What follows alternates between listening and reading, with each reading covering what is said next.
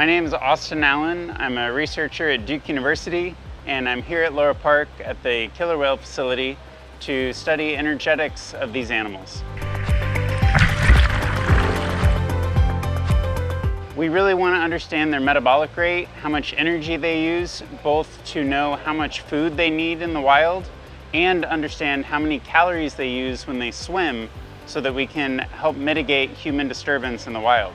Critically, this work is made possible by a research grant from the U.S. Office of Naval Research.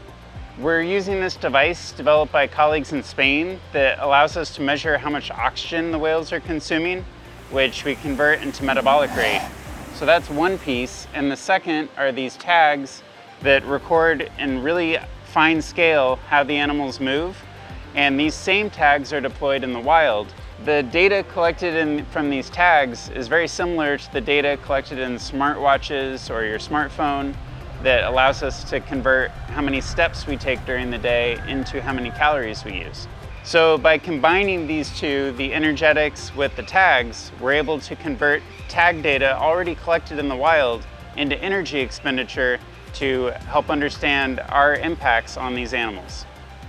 To accomplish this experiment, we asked the animals to breathe into this device to measure their basal metabolic rate. That's their baseline, how many calories it costs to be a whale.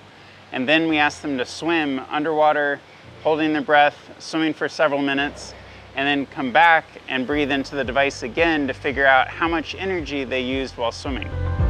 This is a really difficult experimental design, and it's amazing what the trainers have been able to ask the animals to do voluntarily, because we're asking them to do this before they've had their morning breakfast and asking them to not breathe while they're swimming laps in this pool. On top of that, in order to be able to measure the energy they use while swimming, it's really important for them to wait until they come all the way back to station to breathe into the device. So it's a really, really amazing what they've accomplished.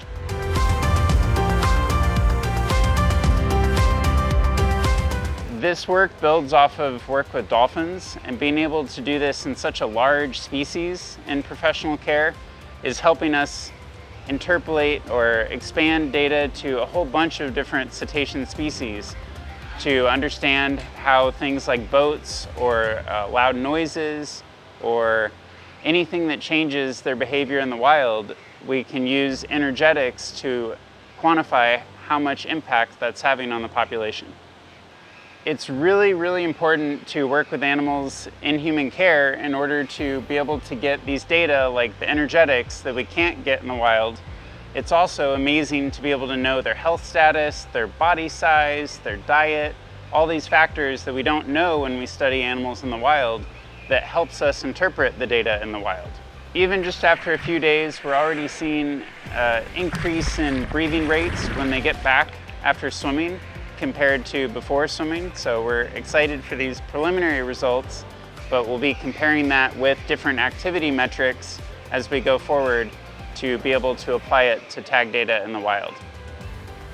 This work is made possible by working with collaborators at Oceanographic in Spain, University of Michigan, and critically to Loro Parque, bringing us in and giving us access to this amazing opportunity to study these whales.